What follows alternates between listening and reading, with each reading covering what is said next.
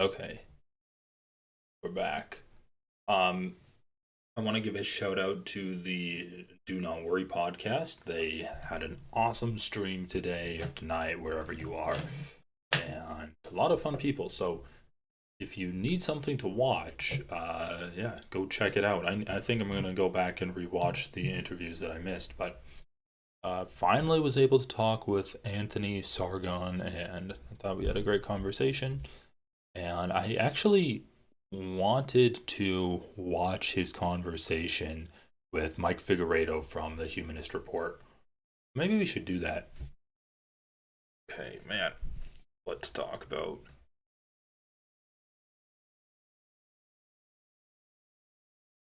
I want to talk about this. Oh no, have I been red pilled? Oh, thanks so much. Yeah, I had a fun conversation with him. Hopefully, we can talk Well, some I've more gotten dozens. soon. Okay, I want to watch David Pakman. He's so funny in my opinion.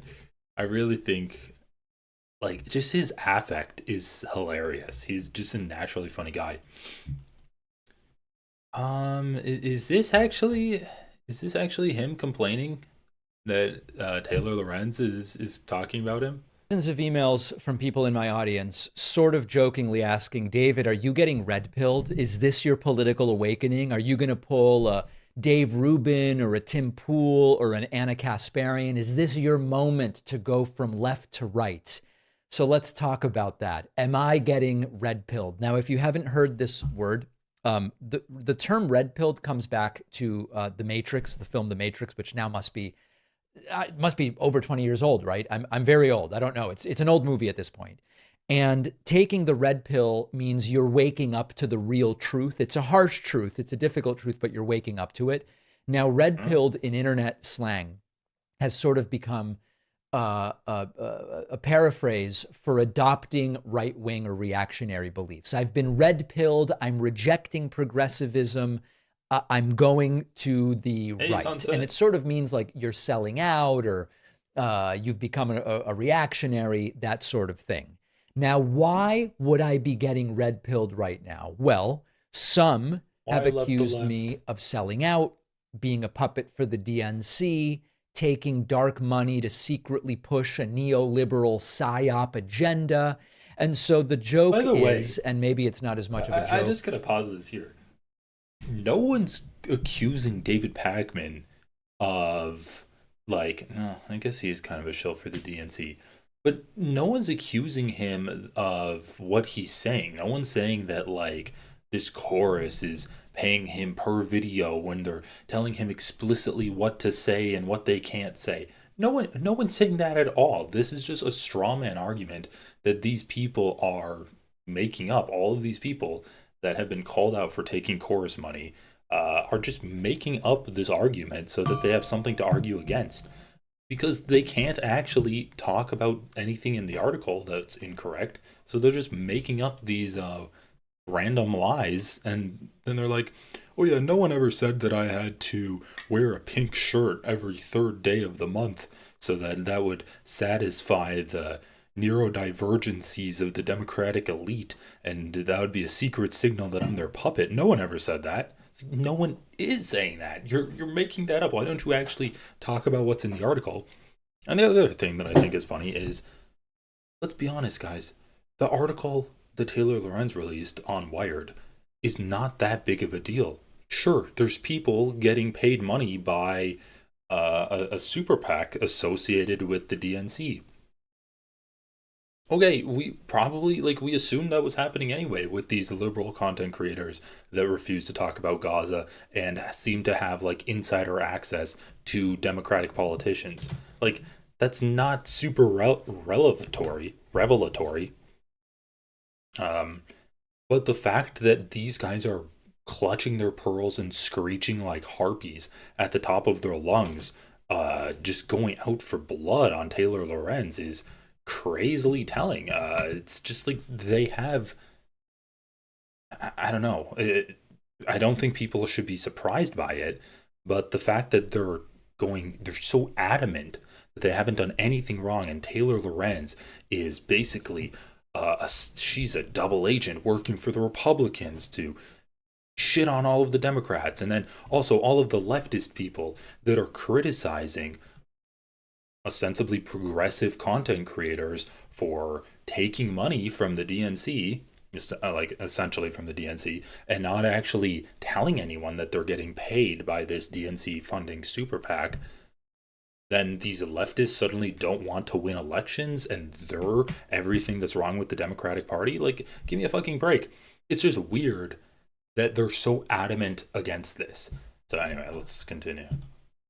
As hey Connor, thank you to for others becoming as a it is channel to member. me, the idea would be, well, given that that's happening, I must now start screaming about soy in the water supply and posting gym selfies and Jordan Peterson quotes and going hardcore right wing. So let me break this down and sort of assuage fears. The last week has really been something. It has been eye-opening. I don't know that red-pilled is the term that I would use, but the last week has been something. I was named in this Wired article. It's been eye-opening. With a bunch of What's been eye-opening about it, David? That your audience doesn't like it when you get paid money by political operatives and you don't disclose that you get paid money by political operatives? Because, once again, the DNC funding liberal content creators is nothing new. Essentially, we know that the DNC funds liberal media. You cannot have liberal media that has access to Democrats without being just towing the line on their platform no matter what. You always have to be like pro-Democrat. You can't really criticize the Democrats too much and just fall in line with the party. That's how you get access. That's how you have Kamala Harris come on your show and announce that she's running for president. That's how you interview Joe Biden or Chuck Schumer. You bring him on. And that's how you get fucking access. These guys like David Pakman and Brian Tyler Cohen, have access to Democrats and the Democratic establishment. And obviously they want more. David Pakman made a video crying that a Democratic politician said basically shut off their relationship together. But that's not surprising. And the DNC funding people online, that's not surprising either.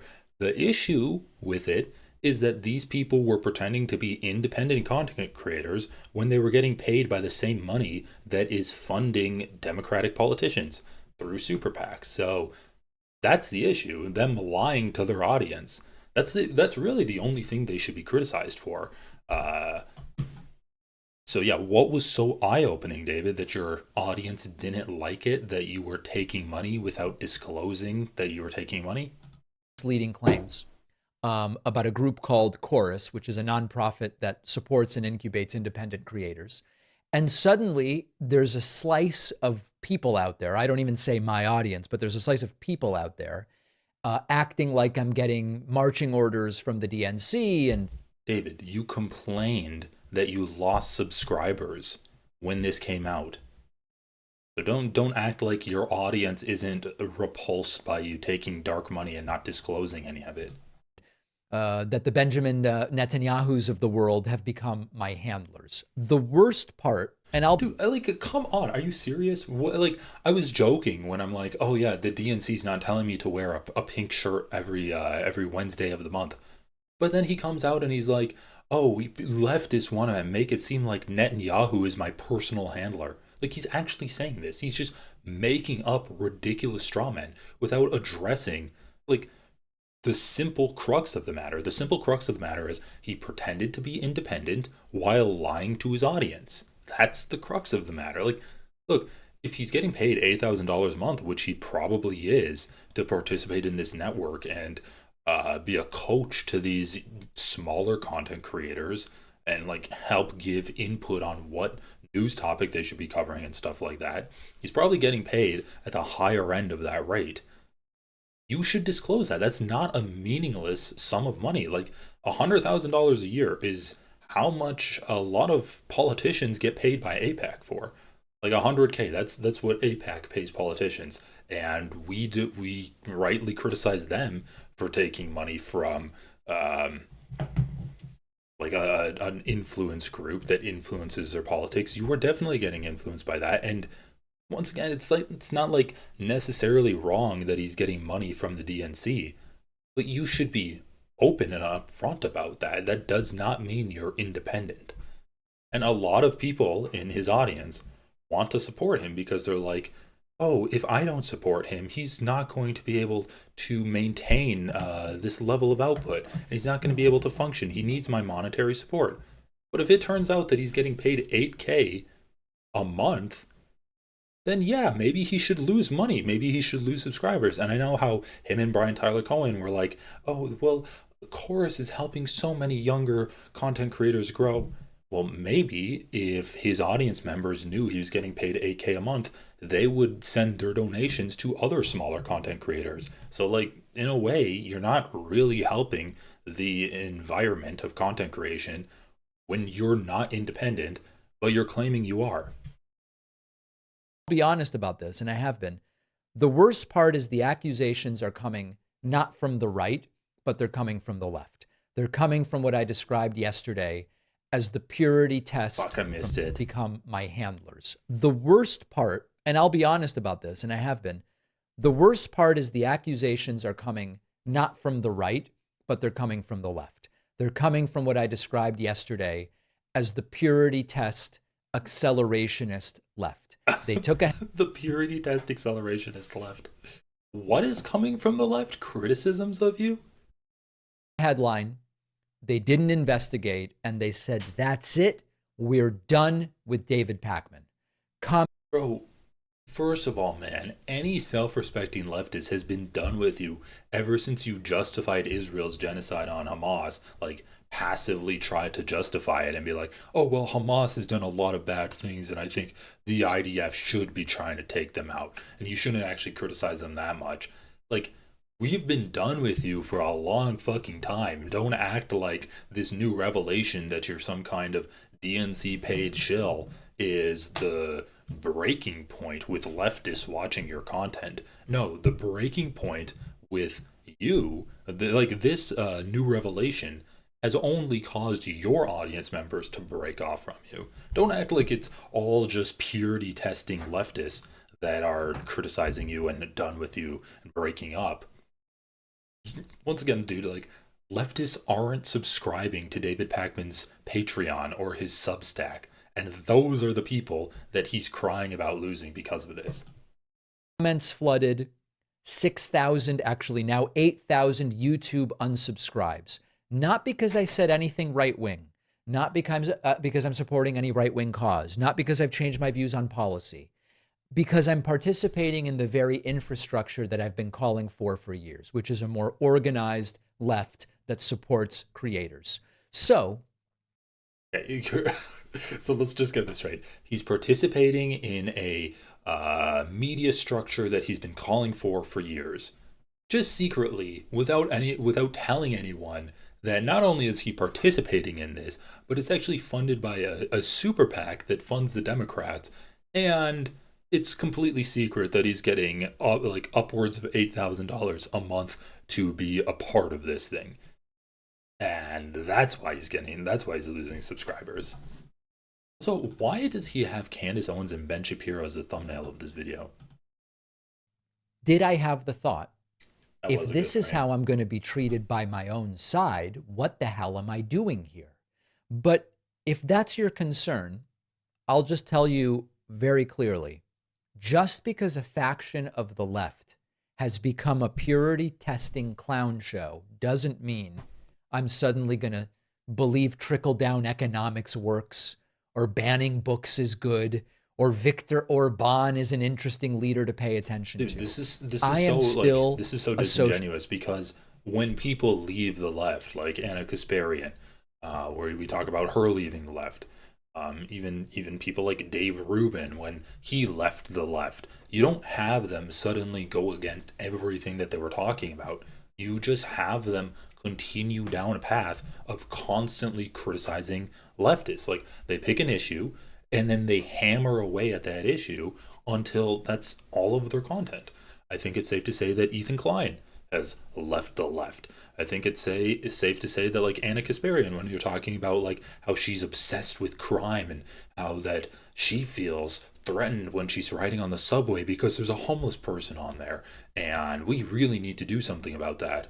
But leftists don't care about that, so I'm just going to criticize leftists over and over and over and over until that's all that I'm known for. And then, yeah, you're going to not like leave the left, start suddenly believing in trickle down economics, and start suddenly being like racist, a racist piece of shit.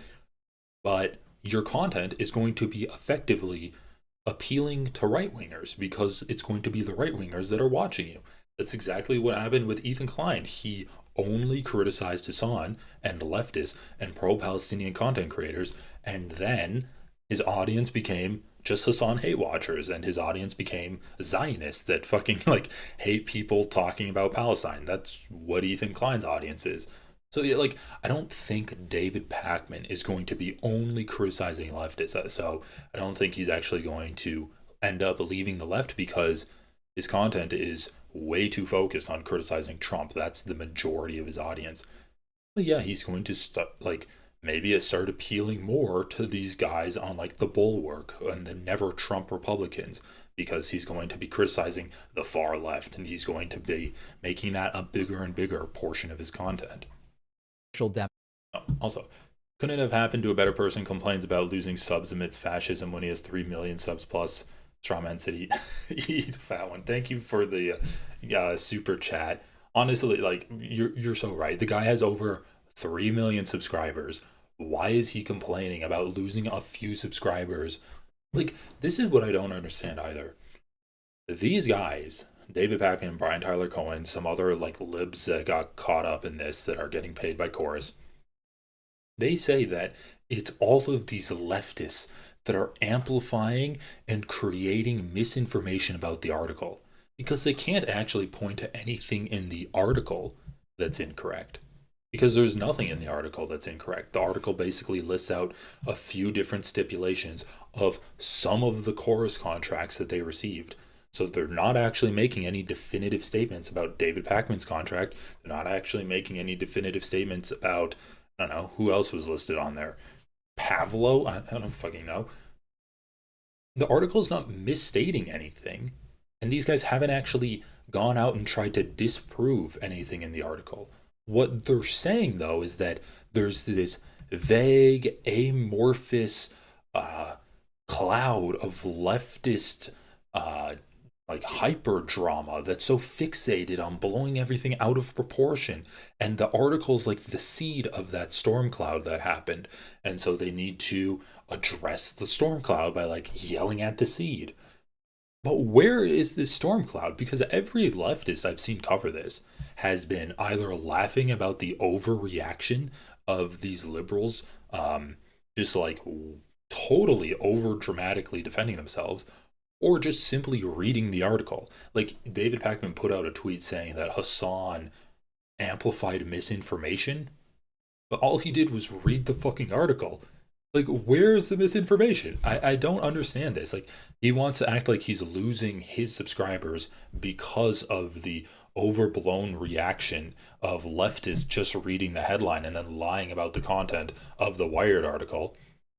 But in reality, it's just that his liberal subscribers that thought they were supporting independent media read the article and they're like, oh, David's getting paid to do this show by a super PAC affiliated with the DNC. I'm going to cancel my subscription. I'm going to stop giving him money every month. That's it. That's it. There's no fucking conspiracy of leftists to blow this out of proportion. Show me, like, point me in the direction of these people. Show me what Hasan said that's so bad that you're going to sue him over. Show me what Taylor Lorenz said or miswrote that's so bad you're going to sue her over. I'm tired of the vague generalities of these people just like pointing to these leftists that are getting hysterical and lying on purpose to drag David's good name through the mud. Point to specifics. Give me specifics. Become a reaction YouTuber for once in your life. Pull up a video and pause it and play it and be like, this is where it's wrong. This is where it's right. Or you could show people your contract. Democrat. I still want a stronger social safety net. I want climate action. I want to support labor, civil rights, public health care. None of my political views have been changed by this. I don't become a right-wing reactionary because someone on the left said something I don't like or disagree with. I don't become a right-winger because some online leftist lost the plot and think coalition building is a form of betrayal. Look at this. Think coalition building is a form of betrayal. Okay, I'm gonna toot my own horn right now. Now, I didn't cover him mispronouncing APAC. That's so funny though. I need to find it.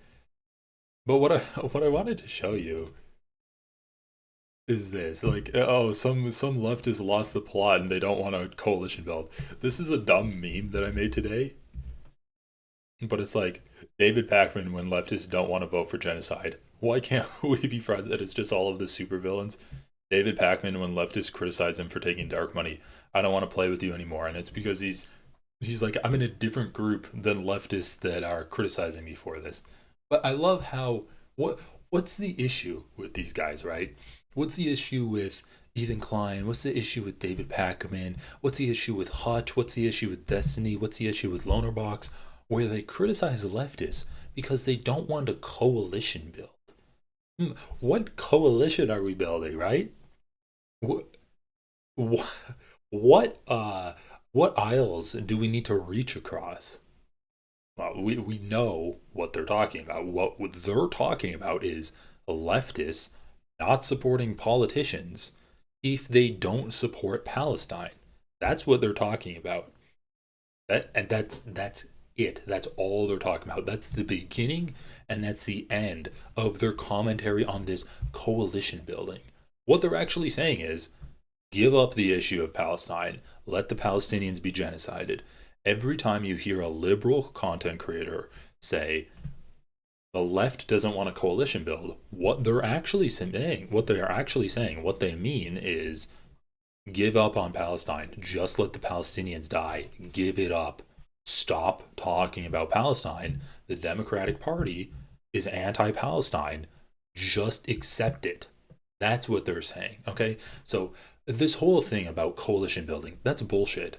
That's a reason why we have primaries. That's a reason why we have freedom of speech, why we have democracy, why we can call our politicians, show up at town halls, criticize them, protest them.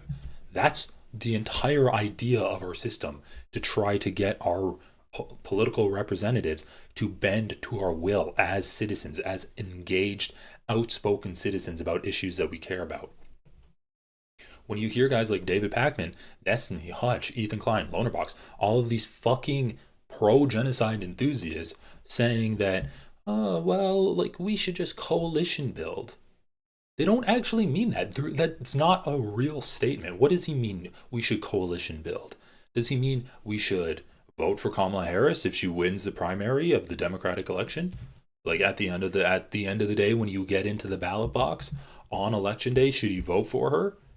Because they weren't actually saying that. They were saying you can't criticize her during the election. If you try to hold out and lobby her to get her to change her policies, that's not coalition building. If you say that I don't want to vote for Andrew Cuomo, I want to vote for Zoran Mamdani because Andrew Cuomo is a Zionist, that's not coalition building. But if the goal is to win elections, then they should actually give up being Zionist. Being anti-Zionist is a way more popular position among the Democratic voting base. The anti-Zionists in the Democratic voting base are actually more involved than the Zionists are. And it's just the correct position to hold. I'm sick of liberal Zionists blaming the voters for the Democrats losing when the Democrats are taking a losing position because they're being paid to. It's literally that the Democrats are being paid to take a losing position because of super PACs like APAC. So anyway, coalition building is essentially just like a dog whistle.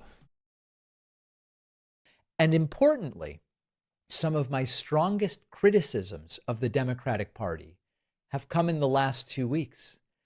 I don't know how many of you saw, I did this segment last week ripping the Democratic Party to shreds. It went viral. Fox News covered it.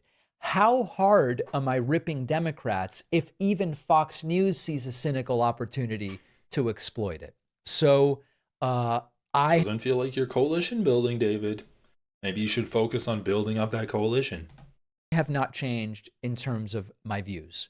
What has changed, as I pointed out yesterday, is I no longer believe we are all part of the same movement. There's the governance focused, big tent, win elections and pass laws left. That's where I am.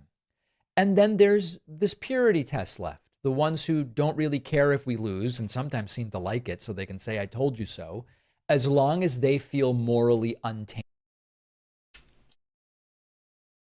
Bruh. Saying that people that didn't want to vote for Kamala Harris like losing so that I can say I told you so is it's insane, man. It's insane. It's gross. It's literally the opposite way. Like, people that didn't want to vote for Kamala Harris felt like torn apart because they're like, I can either vote for someone who's going to do genocide, or I can vote for a guy who's probably going to do genocide and is also going to be a dictator, or I can abstain from voting because both of these options are fucked. Like, meanwhile, you have the liberals. They can't wait to turn around and blame trans people, blame Gaza, blame pro-Palestinian protesters for the Democrats' loss. The fucking liberals that are like, I don't care, I'm going to vote for Kamala Harris, and fuck the left that's not going to vote for her. They're the ones that actually enjoy seeing Kamala Harris lose. They're the ones that every time Trump does something bad, they turn around and they look at Arabs for Trump, or like pro-Palestinian advocates, or Latinos that voted for Trump, and they say, oh, fuck you, are you enjoying this now? Are you enjoying that? Like, see what you did? It's literally the ones that are saying, I told you so to these people, that are the ones on David Pakman's side being represented by him. And the other thing that I need to talk about is how come these big tent content creators, David Pakman, he's fixated on having a big tent. He wants to expand his tent so wide to catch the never Trump Republicans, to catch the people that are Zionist, that are enjoying the daily genocide of Palestinians. He wants them to be a part of his big tent. Why doesn't he extend some of that same grace, some of that same elastic kind of policies to leftists that are simply anti-genocide, right? Like, if you know there's a big portion of people that are anti-genocide and that's their sticking point, why don't you try to expand that tent to include those people too? See, in the name of big tentedness, they ostracize or they try to differentiate themselves from leftists that actually have some kind of moral standard. Basically, like, I think my moral standard is you have to be anti-capitalist, or at least aware that capitalism is a cause of a lot of issues in America, and you also have to be anti-Zionist. That's my two standards in a politician that I will, like, basically maintain is necessary for them to get my support. Now, I'll still practice lesser of two evils voting, but in terms of like actually getting my support, those are the two bare minimum standards: anti-capitalist, anti-Zionist.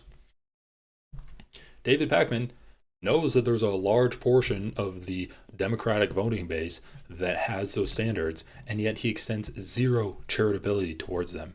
He extends zero effort to try to include them in his own self-professed intent to have a big tent party. Like, I don't know. It's like the idea that he's claiming some kind of altruistic goal with his idea of I'm in favor of a big tent party is laughable. He's not being altruistic. He's not setting aside his differences. At the end of the day, he's just a Zionist, and he doesn't care to be criticized by people that are anti-Zionist, that are criticizing him from the left. And so when he says, I want a big tent, what that really means is I want to have my Zionism in liberal. I want my Zionism to be represented in liberal spaces, and I don't want to be criticized for it.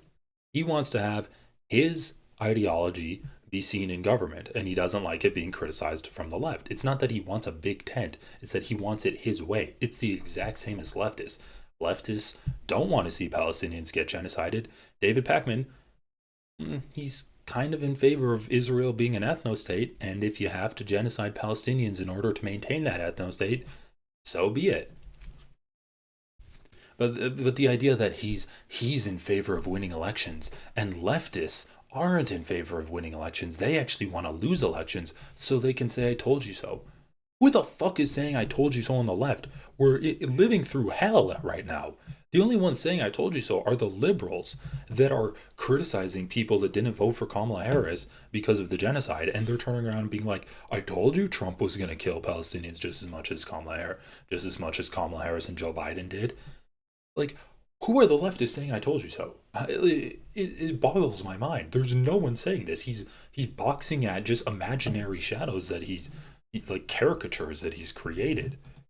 We lose and sometimes seem to like it so they can say, I told you so, as long as they feel morally untainted. They treat compromise as corruption. They think we need a better media ecosystem must mean install CIA-approved thought leaders or something like that. So maybe we were never... Gotta give it to David Pakman. He's great at coming up with straw mans. ...really part of the same movement. If I've been red-pilled about anything, maybe it's that. We overlapped when convenient, and that was it. But I'm not getting red-pilled. I'm done pretending that everyone with a left-wing label is on the same page. You can stand for progress in a lot of different ways. You can want change without torching everyone who's only 98% on your side. But no, I am not having a political awakening. I am not the next Dave Rubin. None of that is happening. And yet he's the one torching everyone 98% on his side as well. Just keep in mind that 2% is genocide. So according to David Pakman, genocide is only 2% of the difference between himself and someone that's against the genocide. Okay, so that's David Pakman. I did want to see Brian Tyler oh yeah, I also wanted to see his AIPAC stuff. Where did he pronounce that? Where was the AIPAC video? Lawsuit for oh yeah, the lawsuit for defamation. Well, I hate to start a show like this, but I do have to talk today about a defamation lawsuit. After Wired published a piece last week that made a number of untrue allegations and implications about... Oh shit, a number of untrue allegations. Oh, and implications. Okay, so if you read it in the state of mind that David Pakman is attributing to the people that unsubscribed from him, even though Wired doesn't actually say anything, the implications are incorrect. Let's see if he gives us a single, like, clear and concise part of the article that is incorrect. Come on, David. I know you can do it. Well, I hate to start a show like this, but I do have to talk today about a defamation lawsuit. After Wired published a piece last week that made a number of untrue allegations and implications about me and other creators, claiming I'm taking money in exchange for letting someone dictate the content of this show or say it. Restrict. Bro, you have the article there. You can show us where it said that, because I read it 3 times and it never said that you're getting paid money so that Chorus can dictate the content of the show. That's literally just a lie. Like, you're reading an article that said you're getting paid money by this group. And then you're like, well, they never actually wrote articles for me to publish on my channel. Yeah, no fucking shit, dude. You're just lying about the content of the article. The article just said that you're getting paid money by some kind of DNC affiliated PAC. What I'm talking about, and many other claims and implications. A whole bunch of you wrote to me and said, David, are you going to sue for defamation? Suing for defamation and winning is really the way to take control back and to prove that you didn't do the things you're accused of. Now, it's a fair question, and I want to talk about that today. I didn't even plan on mentioning this entire fiasco again, but it really has taken on a life of its own. So I'm going to get to the... Okay, now I'm starting to think he is getting paid to say certain things, because how come Brian Tyler Cohen, David Pakman, and this girl... Z. Cohen Sanchez are all talking about David Pakman like suing Taylor Lorenz. Like, it's so fucking weird, man. All of these people came out with this same exact bullshit. What is this? What even is dark money? You guys throw around terms that you don't. What even is dark money? This is their defense? Holy shit. My biggest issue with the far left is that you guys talk about systems that you don't understand. Like, what even is dark money? You guys throw around terms that you don't even know what the. It's in the article. There's an article written about. What? There's quite literally an article written about this. Wait a second. Hold on. So she has an issue with the far left. Hold on. But in like the TikTok sphere, who the fuck was like, oh yeah, I really want to hear from Hakeem Jeffries, but this time from the mouth of like a 25-year-old TikTok Zoomer. That's what I need. She's just billboard pilled. That's really gonna do it this time. Hasan, bitch, please. You are not gonna out-progressive me. You know all those politicians you worship? Okay. I just needed to play that. So she's not going to be out-progressive by Hasan, and yet she has an issue with the far left because they don't know what systems are. And the system she's referring to is the term dark money. I didn't know definitions of terms are now considered systems. But anyway, she's not going to be out-progressive by Hasan, so you know this should be good. About systems that you don't understand. Like, what even is dark money? You guys throw around terms that you don't even know what the definition of it is. It takes one simple Google search to figure out the motivations of the 1630 Fund. It's run by this woman. Her name's Amy Kurtz. And she spent 25 years fighting for electoral change. She was part of the NEA for almost 10 years, which is the National Education Association. That's the union for teachers. And before that, she spent her entire early career trying to get environmental issues on the ballot. Going all the way back to 2001, she was a full-time campaign manager for the League of Conservation Voters, who I actually worked for back in 2016. And the entire point of the organization is to try to get candidates elected that. I wonder why she's defending these chorus-funded creators that are throwing a pissy fit now that their relation to chorus in the DNC has been revealed. I wonder why she's defending them. Prioritize environmental justice. This is a woman that's clearly spent her entire career fighting for environmental and social justice. So yeah, I'm sorry, I just don't get it. I don't get it. Is it sexist if I make fun of the way she talks? Justice. I'm sorry, I just don't get it. Get it? Is it sexist or is it just petty? Like, what exactly are you guys mad about today? I'm just convinced that these people live in blue cities and blue states, because I just can't seem to fathom how you are so against people actually wanting to win elections to make. Oh, dude, holy fuck! You're like, I'm anti-APAC. Oh, well, now you're just against people trying to win elections? Are you fucking serious right now? Do you even know how the world works? The way the world works is you need to suck the super PACs. You need to suck off the super PACs. That's how you win elections, you little dummy. No one's going to out-progressive me, but you need to get on your knees for the super PACs. This country a better place for future generations. The only way that I can conjure that up in my mind that it makes sense to you is if you're not seeing the atrocities under this Trump administration happening right in front of your face. If you're watching this and you actually care about winning elections and this matters too deeply, then please do me a favor and go to our website, unfuckamericatour.com. What the fuck? Everything is an ad with her. Everything is an ad with this girl. Hold on. Hold on. Okay, she's wearing a different top in this. This is a different video. Else is. She made 2 comments on this, or 2 videos about it. Please, I can't wait for the ad. Let's see how she segues into the ad in this one. Okay, I gotta weigh in on this chorus drama, but not for the same reason that everybody else is. Because for those of you guys who didn't see, yesterday Wired came out with an article that talks about a bunch of left-leaning creators that were a part of this dark money organization. I just find it to be so hypocritical that so many of the names on this list, at the same time that they were working for this organization, were saying that I was money laundering without any evidence and that I was taking advantage of creators. I know that a lot of people on the internet right now. So now she's going after the people that were outed as being funded by Chorus? Okay, that's actually funny. You got a little bit of shill on shill violence going on. Now are really upset that people were taking money to Wait, this is actually quite funny. So her first video that she made a day after the article came out, she's like, "Wow, all of the people that are funded by Chorus accused me of taking money from super PACs. But now it's revealed that they're taking money from super PACs. Isn't that hypocritical?"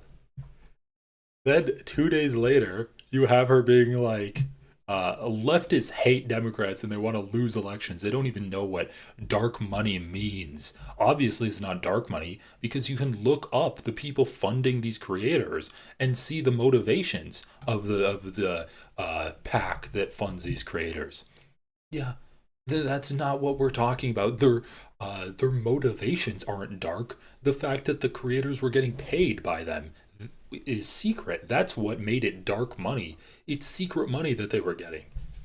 Okay, hold on. We need to get to the bottom of this. Yesterday, Wired came out with an article that talks about a bunch of left-leaning creators that were a part of this dark money organization. I just find it to be so hypocritical that so many of the names on this list, at the same time that they were working for this organization, were saying that I was money laundering without any evidence and that I was taking advantage of creators. And I know that a lot of people on the internet right now are really upset that people were taking money to do this work. And I don't really have a problem with that. I don't think that creators...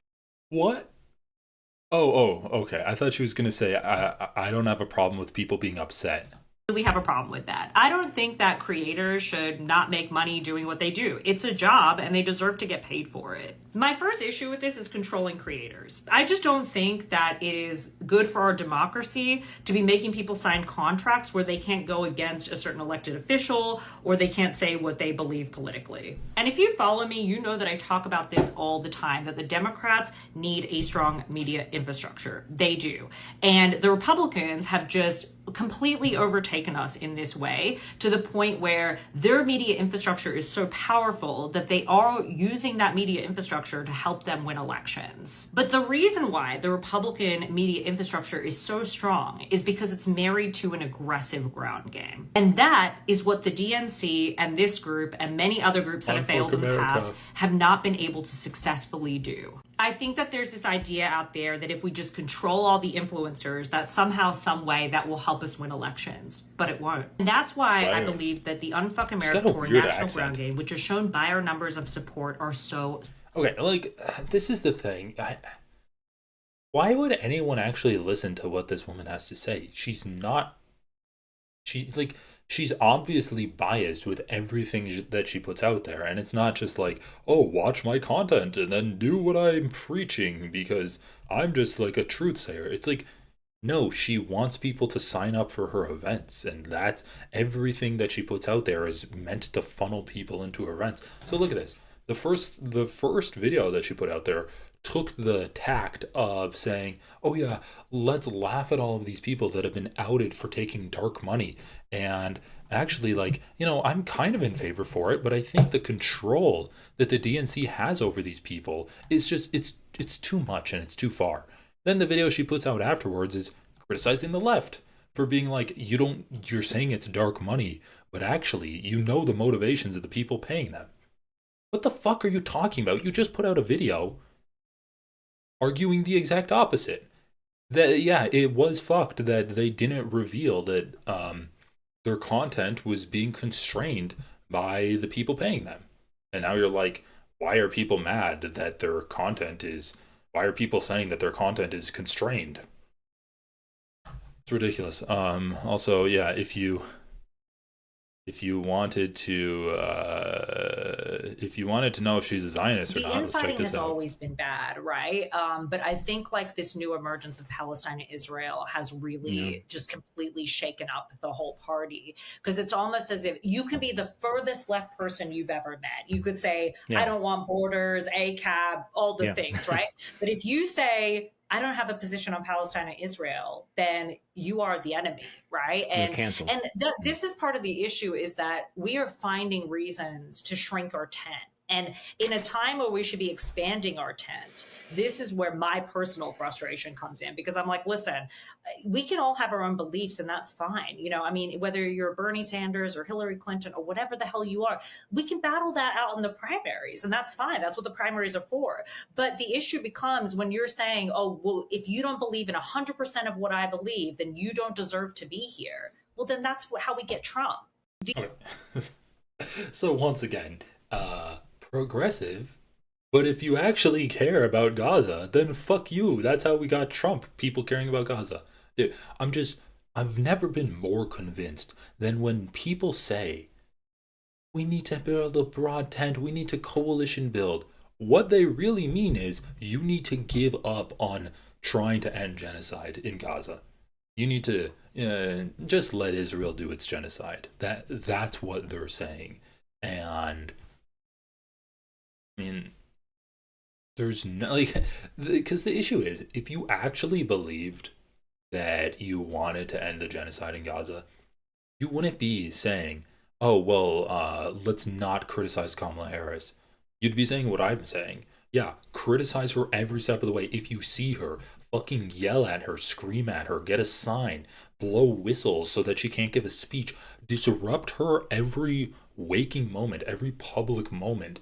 I don't care. Spray paint the sidewalk outside her house. Oh, don't spray paint it. That's a local crime.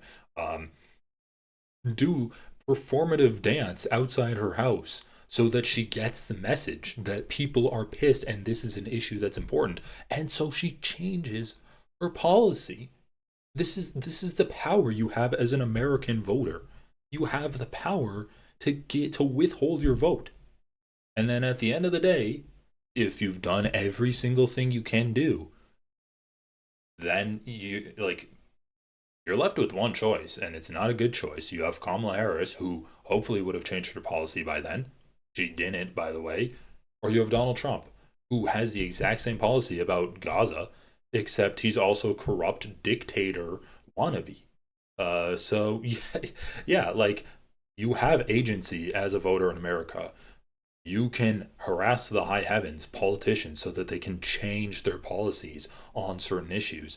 You should fucking do it. You should coalition build with people that actually care about the same things you care about.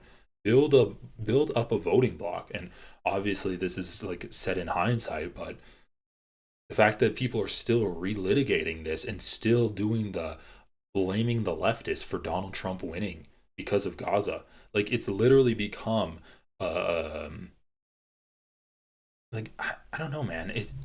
It's solidified these liberal Zionists even more in their liberal Zionism, because now it's not just stop criticizing the Democrats, Donald Trump's going to win. Now it's the pro-Palestinian people are why Donald Trump won. So not only are they disgusting and Palestinian and Arab and and they're also anti-Semitic because they're anti-Israel, but also they're to blame for Donald Trump winning. They're to blame for America sliding into fascism.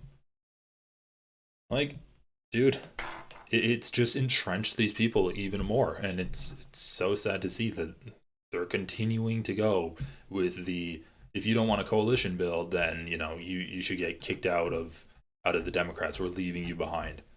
It's literally just like, yeah, stop fighting for Gaza. So yeah, she's retweeting Yeet, which is fun. That's always fun. Look at this. I'm glad liberals are finally starting to fight back. Oh yeah, you had Harry Hasan. He is 100% right. Well said, D. Pac-Man. Progressive except Palestine. Yeah, exactly. I mean, quite literally, she just stated it pretty much word for word. If you don't have a position on Israel and Palestine, then you're the villain. Think about that. There's an active genocide going on. At minimum, 64,000 Palestinians have been killed. Completely on purpose from Israel. At minimum. Even if it's 64,000 card-carrying, gun-toting members of Hamas that have all personally killed an Israeli child. That's still a fucking war crime. That's still completely unconscionable. The idea that we just allow one of our vassal states, like any country in the world, to just carry out like mass murder and death like this for 2 years straight is absolutely disgusting. At minimum, 64,000 people in Gaza have been killed because of Israel. And she's like defending the idea that you don't have a position on Israel and Gaza. Like, what the fuck are you talking about? What is this not have a position on it? I feel like you have a position, you just don't want to say it out loud. Okay. We'll come back to, I guess, yeah, where were we? We were on David Pakman saying he doesn't know about AIPAC. Am I suing for defamation question in a moment, but I also want to lay out a few other things. You know, the saddest part for me in all of this is that even though, you know, after the first 48 hours, the overwhelming majority of my audience members and fellow creators and others realize there's really no story here. Like it's not even just the allegations and implications are untrue. It's just there's not even really a story here. Most people realize that. Way more people always see the original allegations and they never see the corrections. And once again, there were no original allegations that were untrue. If there were, he'd be pulling up the article and talking about it. That's something we're going to deal with in a moment as well. The hardest part is that some people who have trusted me for years have now canceled their memberships on my website because they wrongly believe the DNC tells me what to say, or that Chorus makes me get permission before I cover a topic, or that my opinions 2 years ago were shaped by Chorus. Once again, all of these are straw men. The article never mentioned any of these things. He's just making it up. Despite Chorus being spun up like 2 months ago, there are people who will not be satisfied unless I file and win a defamation suit, and otherwise they have just said, this must be true, and haven't even come and asked me about it. Bro, he can't even tell the truth about why he wants to sue Taylor Lorenz. He's actually saying, there are people that unsubscribed from me that won't resubscribe unless you win a defamation lawsuit against Taylor Lorenz. Are you fucking kidding me, dude? What world does he live in where he thinks people are actually going to believe this bullshit? Oh, trust me, guys, trust me. I don't want to sue Taylor. It's just that there's so many people in my audience that are adamant I prove my innocence by suing Taylor. They told me, I've been getting emails saying, if you don't win a defamation lawsuit against Taylor Lorenz, you won't get my $8.99 a month anymore for your Patreon. Are you kidding me, dude? This man's crazy. Now, I don't know that a lot of people I'm hearing from were really my core supporters anyway, and we're going to get to that a little bit later in the show. But I want to again say, Chorus is not involved in content creation. They're not involved in content creation. They don't direct content. They don't pay for content. They don't subsidize content. They don't sponsor content. They don't restrict content. They don't require anything in terms of content of creators. They've never suggested, David, why don't you do this story? Or David, why don't you stay away from this story? That it just doesn't exist. It's a scholarship and support incubator for creators. Do they do your hair for you? There are very small channels. There are larger creators like Aaron Parnas and I.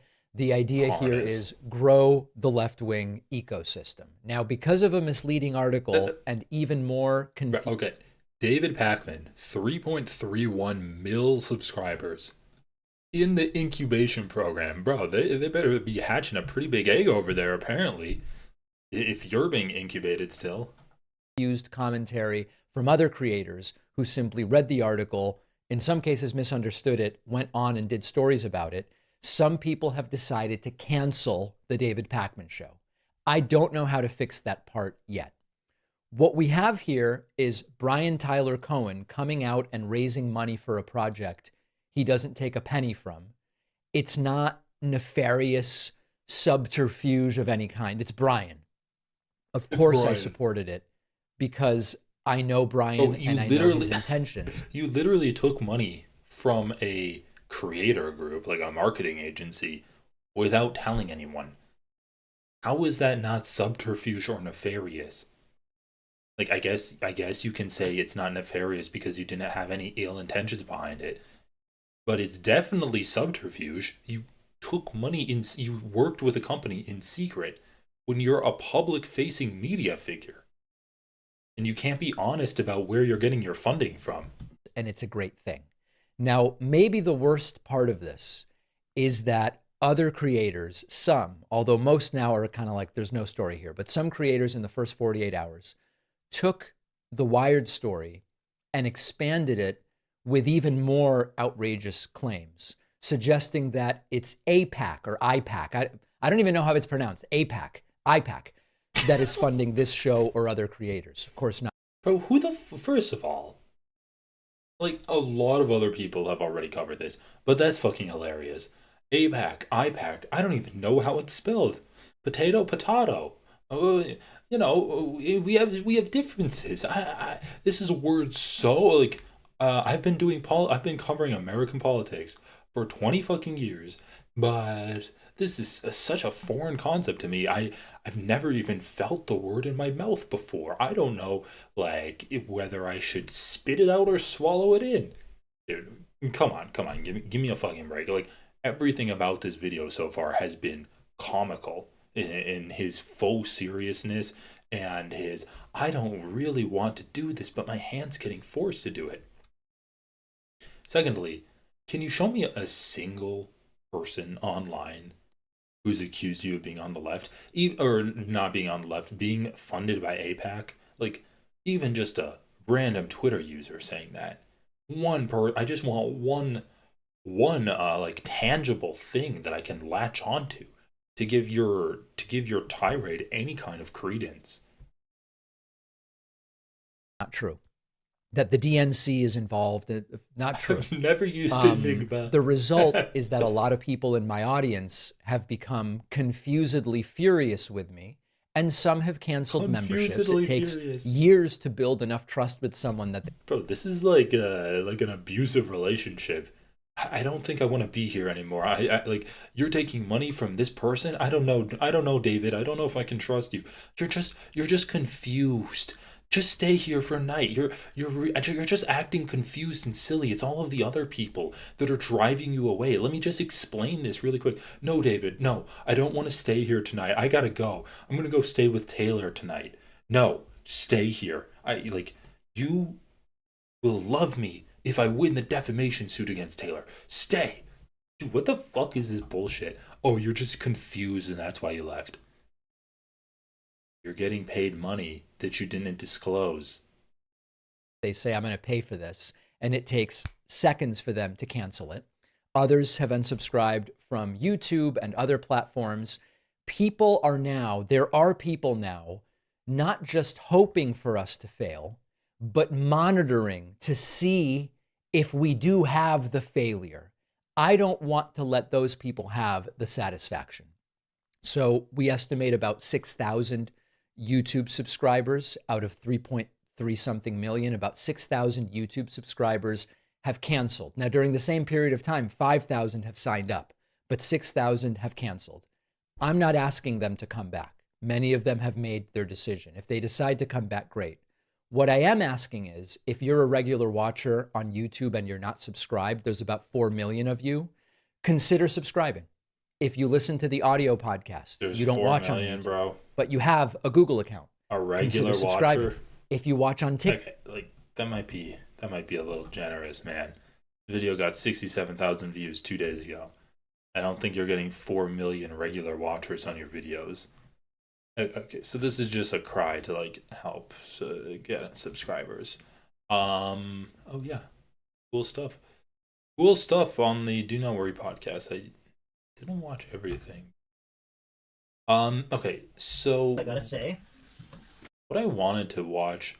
Oh yeah, I wanted to go to Brian Tyler Cohen's YouTube channel and see what he has to say. You have anything? Let's look it up. Brian. Tyler. Oh. Hi. Fuck, guys. I'm gonna have to. Okay, what do we have here? I want to see, did he talk about this bullshit at all? Video 6 days ago. Breaking. Day Junior. Come on, he has to have. He has to have had released a video. All Trump stuff. Jim Jordan, Trump. Breaking. Trump bombshell. Trump Republican. Trump pulls insane. Trump prosecutor. Democrats score massive win. Trump Republican. OMG.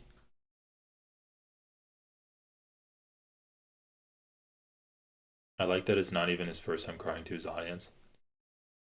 Mike Johnson humiliated. He has nothing? He never referred to it? I guess not on his main channel. Maybe he has a secondary one.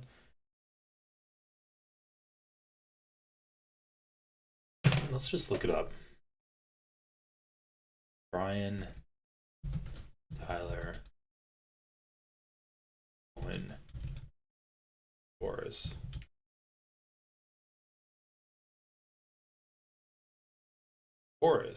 Brian Tyler Cohen responds to Taylor Lorenz's Wired piece. It was deleted.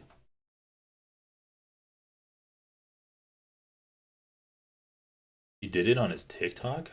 Okay, let's unmute this. I want to address a piece that Taylor Lorenz wrote yesterday for... At the risk of giving an internet troll more attention, I want to address a piece that Taylor Lorenz wrote yesterday for Wired. An initiative aimed at boosting Democrats online offers influencers up to $8,000 a month to push the party line. All they have to do is keep it secret and agree to restrictions on their content. Literally nothing in this statement is true. The article is about Chorus, which is a nonprofit that I helped found to build up a creator ecosystem, which is true content. $8,000 a month to push the party line, that's true. All they have to do is keep it secret, that's true, and agree to restrictions on their content, that's also true. You are restricted in what you can do or say. You have to run any meetings with politicians past Chorus according to certain contracts. Also, like, yeah, it offers people these contracts. Literally nothing in this statement is true. The article is about Chorus, which is a nonprofit that I helped found to build up a creator ecosystem, which everybody says they want, but few are doing. So here's what Chorus is. It is a scholarship program to teach creators how to grow their accounts, foster engagement, launch their own shows, and become profitable on their own. It's an incubator program to build the pro-democracy ecosystem. Influencers and creators have never been more important when it comes to how Americans are consuming their news. The right has been doing this for years, and the left needs to catch up. That's why we're doing this with Chorus. So let's talk about what Chorus is and what it's not. Chorus does not pay creators for content, does not tell them what to say, it does not control who they talk to or work with, and there is absolutely nothing in the contract that could even be reasonably interpreted to say that we do. Period. Full stop. I don't know a single creator... I mean, bro, in the article, it specifies that Chorus says you need to work through Chorus to book meetings with politicians or other public actors that are political.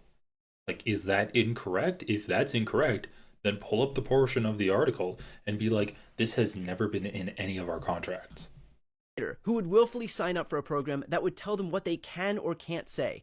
That's not what this program is. We pay people to show up to workshops and technical trainings to optimize their content online. For example, we've got trainings on how to package content for YouTube, trainings on how to optimize audience retention for Instagram and TikTok, trainings on how to form an LLC. I'm sorry. Again, there are zero restrictions. Such fucking bullshit. Trainings on how to optimize content for YouTube. What, be consistent? You can just watch a YouTube video for that. What is this group? It gives you trainings on how to optimize content. This is bullshit. Elio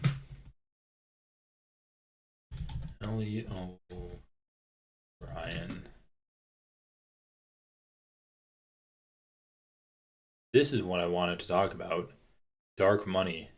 Hello, I am a leftist that is known for being very critical of the Democratic Party, and I'm a member of a training program called Chorus that teaches political content creators on the left how to grow their platforms. This girl isn't actually like an owner of Chorus, so she's just talking about her contract, and she actually lets a lot slip.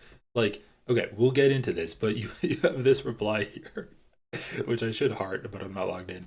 Ali, no disrespect, but as an attorney, reading that section you posted about bookings in the section on Wired mentioning those terms, it looks like the article did accurately reflect those 3 terms in the contract. And yes, they allow independent bookings, but per the highlighted section, contractor agrees to disclose 2, to Chorus these independent bookings, and if they do book independently, 3, collaborate fully with Chorus on these independent bookings. So it's saying 1, you can book engagements with Chorus, and 2, you can book engagements independent from Chorus, but agree to disclose, and 3, collaborate with Chorus on those independent bookings. Now you admit you forget to disclose some of your bookings, and Chorus may not enforce these terms against you, but per the language of this section, they could enforce those terms and hold you in breach. So at least this section of the contract, it looks like, was reflected accurately in the Wired article. Motherfucker, it's a restriction on the content in the contract, but that person releases. Okay, let's fucking go, man. Make content creation into a full-time job. I have a slew of receipts to explain why a very fear-mongering article that came out yesterday about how this program works is just very inaccurate, and I think I'm a good person to talk.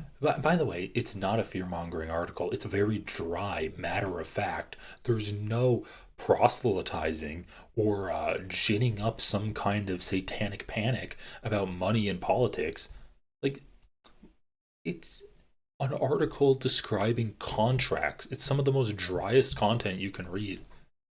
Talk about this because I've seen a lot of people afraid that this program is just a way for Democrats to pay people off to blindly defend Democrats on the internet, and I understand the fear because that would be diabolical if it was true. But this is a video of me yelling at the DNC literally yesterday over their refusal to endorse an arms embargo against Israel. I am not one to hold back on criticizing the Democratic establishment, so I think I'm useful proof that that's not what this program's about. I do feel there's people in this cohort who shill a little bit too hard for the Democrats, but that's a them problem, not a this program problem. Without further ado, let's get into the claims of the article. Dude, are you fucking serious?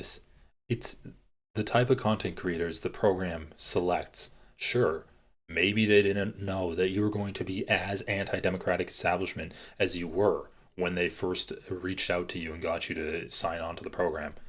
But they target people they think are going to be DNC shills. Even this person that's trying to push against the article, which I swear they've been told to do, is like, I have noticed there's a lot of DNC shills in this program. Oh, okay, you said it, not me. Versus my receipts. Okay, so the first main big scary thing that's written into this article is creators told Wired that the contract stipulated they'd be kicked out and essentially cut off financially if they even so much as acknowledged that they were part of the program or that Chorus existed. No. Here's a video of someone named Heidi who's in the cohort explaining what Chorus is and that she's joining it on November 20th, 2024. Here is the Chorus website that is public facing, anyone can see it, with literal pictures of creators that are in the cohort. In the contract I signed, there is some language that says, hey, please, before you make a public statement about what Chorus is, just check with us. The reason for that is that, as the article states, there's over 90 influencers in the program, many of whom have very small accounts and joined the program to get mentorship and happen to be immigrants or trans in a red state, right? And already happen to be kind of in extra danger right now. And so the goal with the please check with us clause was to make sure that small creators who already had targets on their back weren't accidentally featured on a huge page and then suddenly have an onslaught of threats from the right. Chorus has never been kept some nefarious secret, right? People have been talking about it. It was more just, hey, this is already an unsafe job for some people. Check with us in advance so you don't accidentally add to someone's unsafety. Okay, number 2. According to copies of the contract viewed by Wired, creators in the program must funnel all bookings with lawmakers and political leaders through Chorus. No, again, I literally have the contract right. I literally have the contract right here. Look at this. Chorus and other creators in the cohort participating in group chats and discussions with other creators in the cohort and leading occasional mentoring sessions upon request put up once a week. Book engagements. Okay, I don't know. Chorus project creator agreement. Chorus. Book engagements. Chorus will provide contractors with access to the Chorus newsroom, which coordinates booking and engagement opportunities. Okay, for creators with government officials, policy and nonprofit experts, and others whose expertise and experiences are relevant to Chorus's progressive policy agenda. Okay, so contractor agrees to 1, utilize the Chorus newsroom to book engagements. So literally talk to our predetermined list of experts that you can have access to through us. 2. Disclose to Chorus Newsroom personnel any engagements with government officials or others on topics related to Chorus's policy agenda that contractor arranges through other means. And 3. Collaborate blah blah blah with Chorus engagements regarding all such something Chorus engagements. Her head's in the way. So literally, like, yeah, you can use their resources to talk to their pre-listed set of experts, and you can go independently, but you have to disclose to Chorus whenever you're talking to someone independently so that they can collaborate with you. Here, I'll talk through it in a minute, but I would say first, let me that's show a you restriction.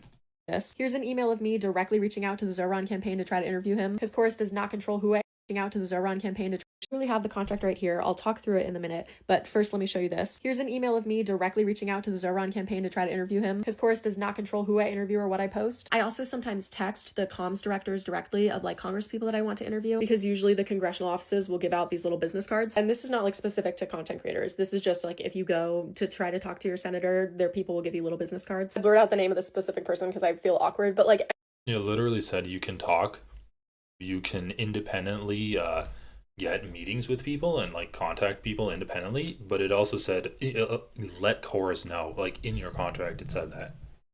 anybody can get these business cards, and then you can just text them. Chorus does not control that. I've done lots of congressional interviews, and usually I just set them up myself. And here's the section of the contract, right, that confirms that. It says they want you to disclose to Chorus any engagement with government officials related to Chorus's policy agenda that contractor, that's me, I'm the contractor, arranges through other means, right? So if I just arrange it myself with a congressperson, I just let Chorus know so that they know that congressperson's open to booking and other. Bro, are you a fucking moron? You think it's talking about whenever they're talking to someone about Chorus? Dude, I don't have time to explain basic reading comprehension to you. It doesn't say relating to Chorus. It says related to Chorus's policy agenda. That means politics. If you talk to someone about politics, what the fuck? Why are you in my chat? Get the fuck out of my chat, dude. Seriously. Just having a chill time, trying to enjoy these fucking libs freaking out. You come in, spew just idiocy that you can clear up by reading, and I have to pause stream, derail stream to try to address this. People in Chorus can do it too. Accidentally, I always forget to let Chorus know. Like, I don't think I've ever told them that before, but that's not what's important. What's important is that they're literally... She's laughing because she violated the contract by not letting Chorus know.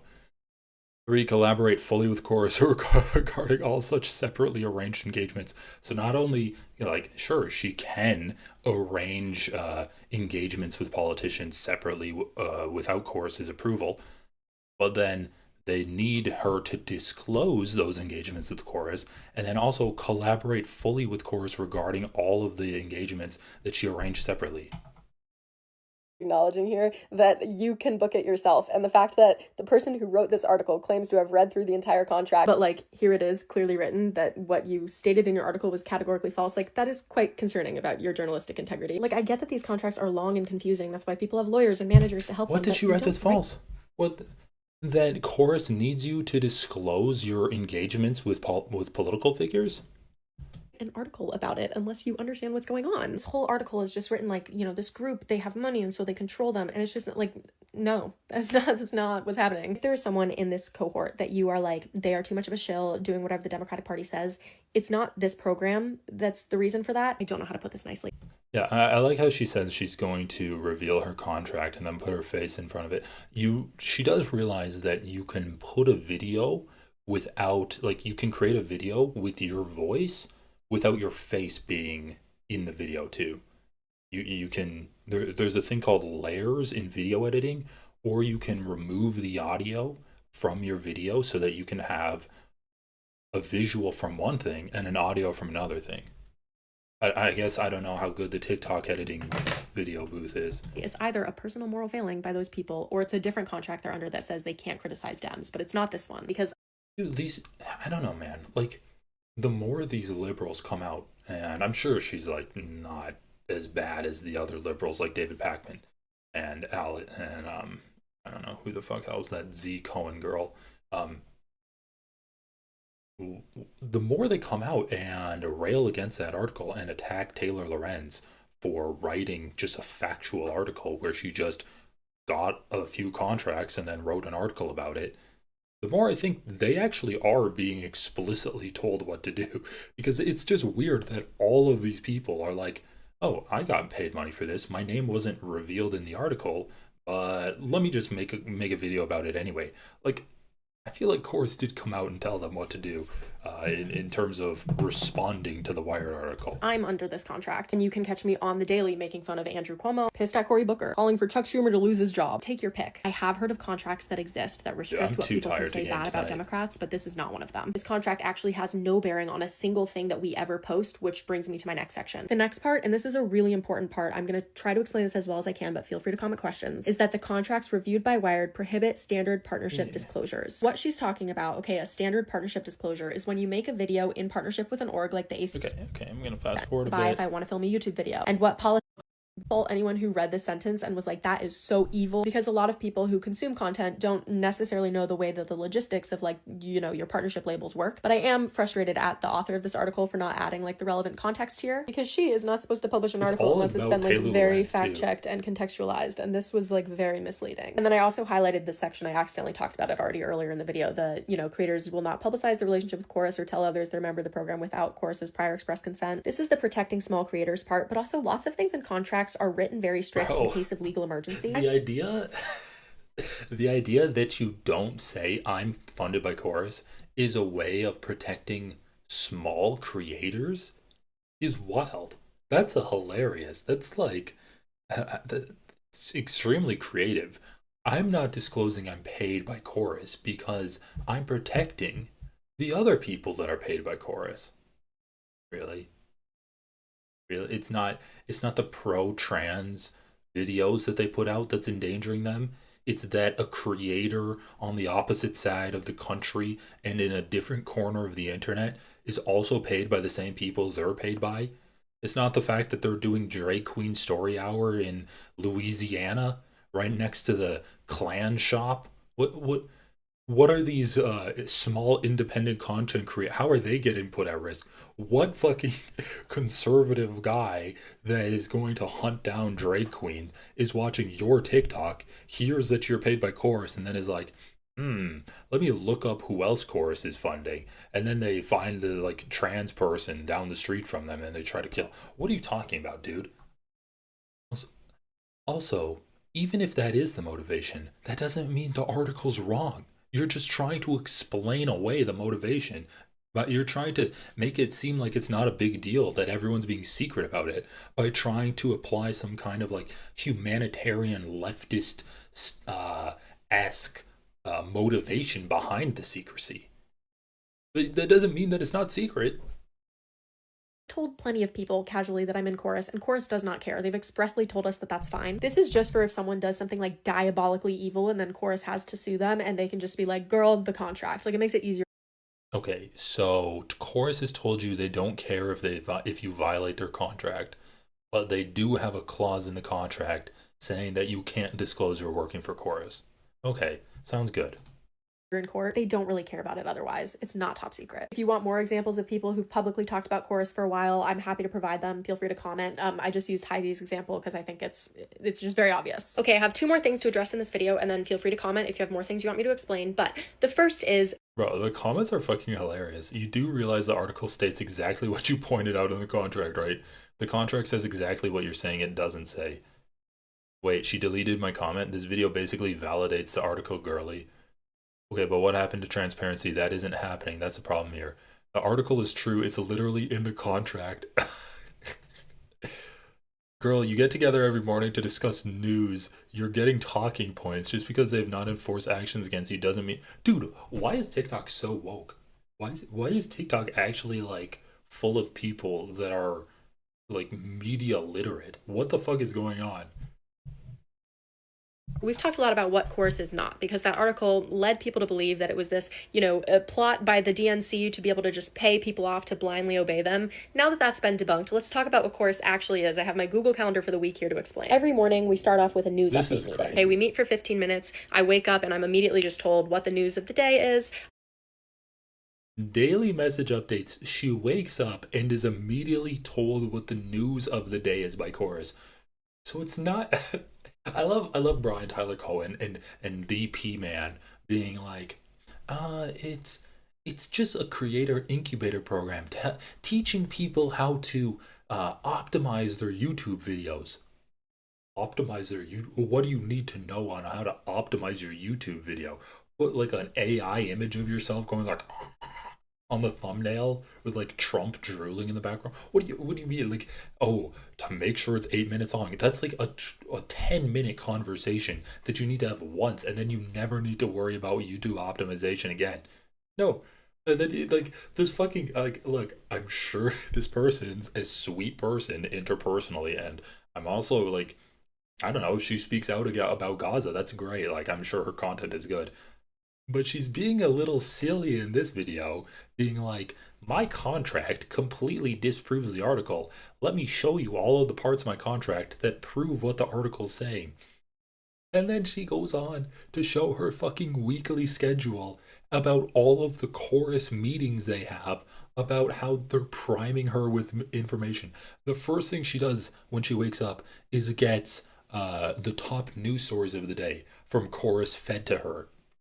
Seems a lot more than just a creator incubator program. Seems like they're actually pushing some kind of political ideology through their content creators that they swore to secrecy. And we all get a chance to ask like questions if we want to know how a specific lawsuit is developing or what is Trump expected to do next with the National Guard, right? We're just making sure we're all the most informed. These are very brief. Sometimes they're 5 minutes. Then 3 times a week in the afternoon, we have a more like specific training. On Mondays, we have technical trainings. That's where we learn about a specific platform. So like someone will come and explain how you start a Substack or how you start YouTube long form. On Wednesdays, we have advocacy training, which is where we hear from an expert in a specific policy field. So recently it's been a lot of people who work in like immigration explaining ICE or explaining the logistics of the National Guard, that kind of thing. And then Fridays are a little bit more flexible, and they're optional. I haven't gone to them, so I like won't speak on it. And that is the weekly schedule. And the whole point of it is that you're like developing weekly your channel advocate, over the weekly tech of 6 months, so that hopefully by the end of it, you can be your own self-sufficient full-time content creator. Because people who work, I mean, it's like a school for content. It's like a summer camp for content creators. All have the same weekly advocate coming in, telling you essentially about like a more in-depth details about a subject matter. You have your daily bulletin board of news information that they want you to go off and repeat on your own respective platforms. This is like a summer camp for like younger progressive content creators. In politics on social media often have a hard time getting funding. Like it's hard to make it your job, but the right does a really good job of making it people's jobs such that I'm too tired to deal with Joe Schmo. Like, chat, you guys can take him. The political right actually pushes out 500 times as much content as the political left. That's an actual statistic every single day. They are outperforming us in volume incredibly because they just make sure that people can do it as a job. That's what this program is trying to accomplish to counter like the manosphere. Last thing I want to talk about is my belief that also right wingers have an actual production behind their show. It's not the one guy pumping out content like this TikToker is, and I'm sure she's not even getting paid $8,000 a month. They have an actual team that like cuts stuff up, edits it, produces it, puts it out there. It's not just like fucking Ben Shapiro. It's the Daily Wire. Election funding system in this country is like fundamentally broken. And I want to talk a little bit about the logistics of dark money because it's not really explained in this article. Dark money is when someone does fundraising for the purpose of influencing elections, right? Like giving it to a campaign. Man with a long last name, I totally agree with you. Through nonprofit organizations so that they don't have to disclose the identity of the original donor. So for example, right, we all know that Donald Trump is helping the Cuomo campaign in New York. Now, that's embarrassing for Andrew Cuomo is the problem. Actually, what the fuck? Why are all of these people now being like leftists don't know the definition of dark money? Was this in your daily bulletin board? When you woke up and you read the news where they're like, criticize Taylor Lorenz specifically, don't mention Wired. Talk about the author of the article. Talk about how you want a coalition build, and this is what the right wing does. The right wing gives money to content creators, so you should say you should say that you're just trying to match that, and then talk about how the left doesn't understand the term dark money. Why is it that everyone's saying the same fucking thing? Don't say what Chorus does, say what Chorus doesn't do. They're all saying the same shit. Literally, like, this girl said the same thing.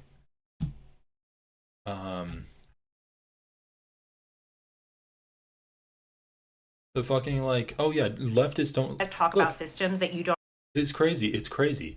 2 days ago, she posts this, and she's like, the Okay. hypocrisy of these creators is hilarious because they accused me of money laundering. Okay, I gotta weigh in on this Chorus drama, but not for the same reason that everybody else is. Because for those of you guys who didn't see, yesterday Wired came out with an article that talks about a bunch of left-leaning creators that were a part of this dark money organization. I just find it to be so hypocritical that so many of the names on this list, at the same time that they were working for this organization, were saying that I was money laundering. So, like, criticizing the Chorus creators. Then 2 days later, she's posting this shit. My biggest issue with the far left is that you guys talk about systems that you don't understand. Like, what even is dark money? You guys throw around terms. So what even is dark money? Then you have, then we go to this girl. And so that they don't have to disclose the identity. That's what this program is trying to accomplish to counter like the manosphere. Last thing I want to talk about is my belief that the election funding system in this country is like fundamentally broken. And I want to talk a little bit about the logistics of dark money because it's not really explained in this article. Dark money is when someone does fundraising for the purpose of influencing elections, right? Like giving it to a campaign through nonprofit organizations so that they don't have to disclose the identity. Like, what the... Whose idea? Like, I don't know, man. I read that there's dark money funding some, like, dark money associated with the DNC, funding some progressive content creators. My first thought isn't, oh, let's talk about what dark money is. My assumption is, oh, the article said they don't have to disclose that they're getting paid. That can reasonably be called dark money funds. And then you have all of these people that are, like, either being paid by Chorus or are associated with people being paid by Chorus, and they're like, the left doesn't even know what the term dark money is, or they're misusing the term dark money. It's bizarre. Like, I'm more and more convinced these people are just straight up being told like what these talking points are going to have to be, because there's no other explanation from all of the similarities in their tweets. That's a good meme. That's a good meme. Like, let's real quick, like Taylor Lorenz.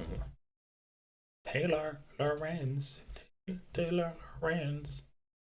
Let's scroll down. Uh-oh. She had a pregnant person. It's a birthing person right there. I do want to watch some of these Taylor Lorenz interviews that she's been doing. I don't want to watch her with Destiny. That's just... God damn, she posts a lot. Fucking hell, man. Some people just live on Twitter. Like, I was scrolling through Bad Empanada's Twitter to try to find some post that he did. God, it's like going on like a super marathon or something. Okay, where's... Maybe I shouldn't have done this, but going through it, I feel like I'm almost there. And just want to find the one where it's like comparing David Pakman to someone else, and they said pretty much the exact same thing. Gaza.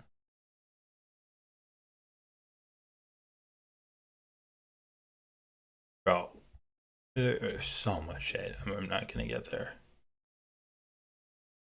Okay, it was posted on August 30th. This one.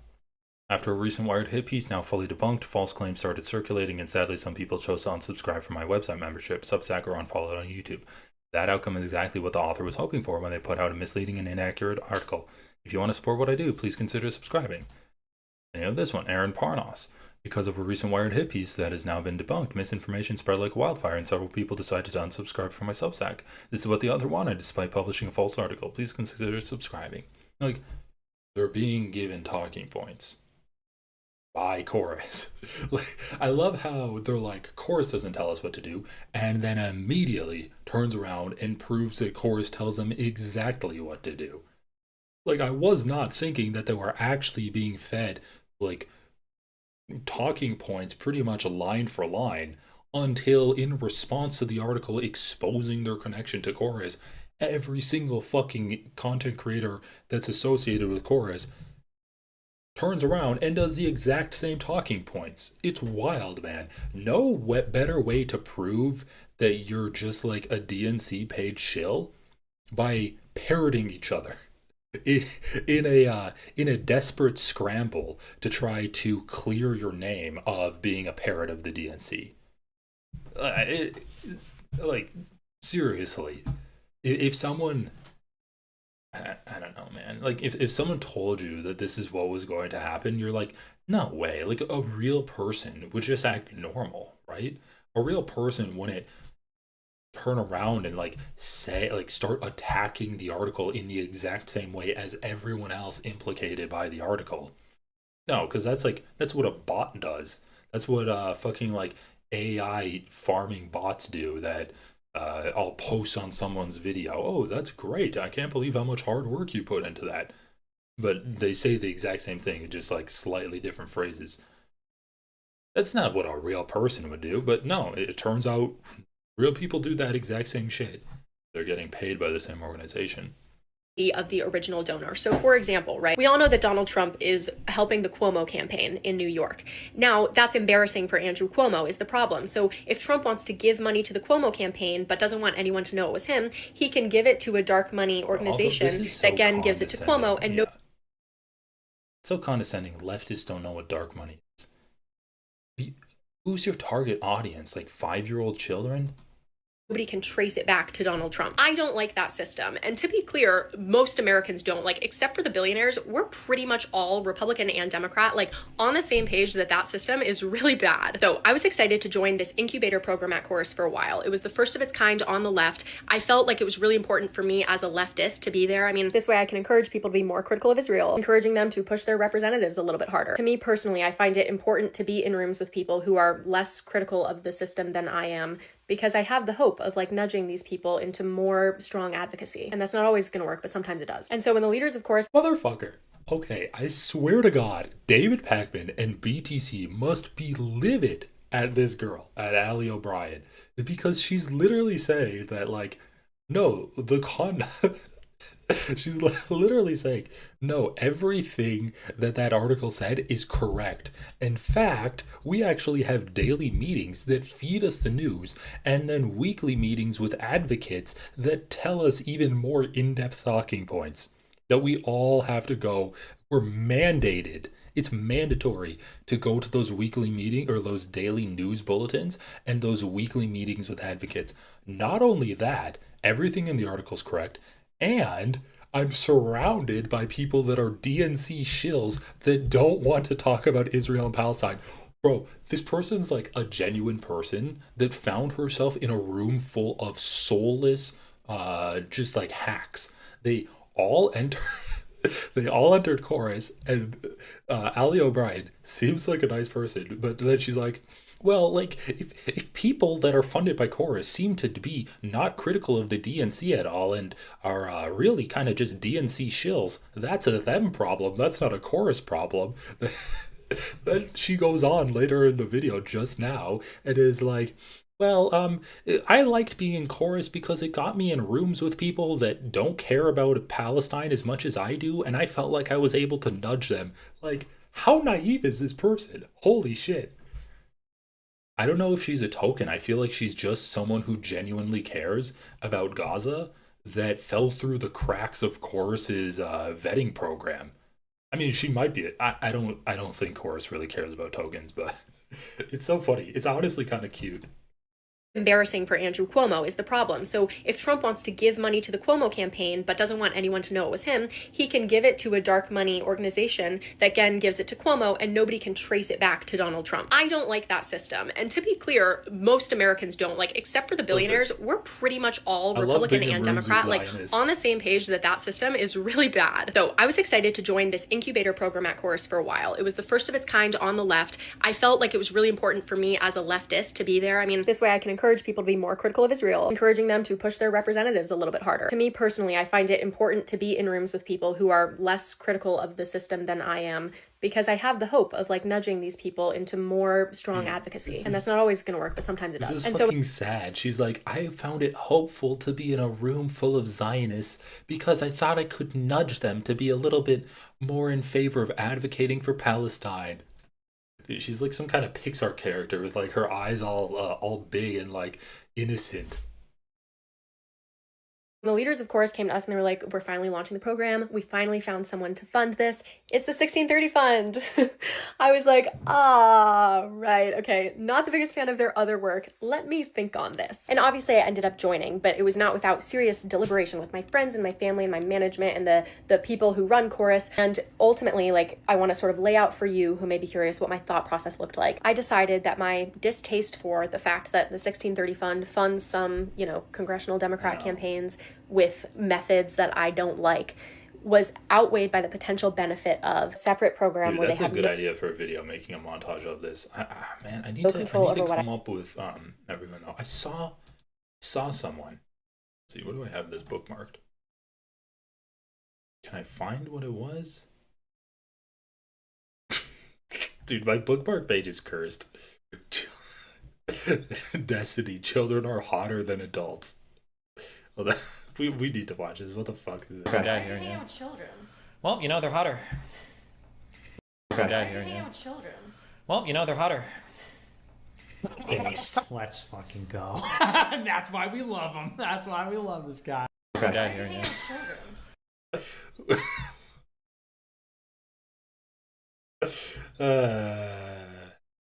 Man, this shit's hilarious. Okay. What was I looking up again? Chorus? Well, who gives a fuck? I don't know. If you guys, honestly though, if you guys find more videos like that, just email me, because there's so many people. I don't know who these people are, but they're like coming out of the woodwork, volunteering themselves up to be scrutinized and like reacted to and addressed, and being like, you are actually a shell. Like, the article didn't name that many people, right? The article named what, like 6 people? And then you have all of these fucking vermin. Not vermin, but like people just coming out of the woodwork being like, I'm a Chorus defender. I took dark money and now I'm going to defend it. It's like, dude, if you shut the fuck up, no one would know. No one would care. Why are you being so outspoken? Like, I feel like Chorus told everyone in these daily meetings, like, defend Chorus. Okay. Dude, Twitter is actually just like a TOS violation for every other website. Like, what the fuck is... Man, I can't go on Twitter. I can't go on Twitter. I can't go on Twitter on stream. I don't know. It's pretty funny though. That shit. Hasan. Anything else that's interesting? Harry Hasan. 100% right. Oh yeah, I wanted to watch this too. The Pod Save America Bros.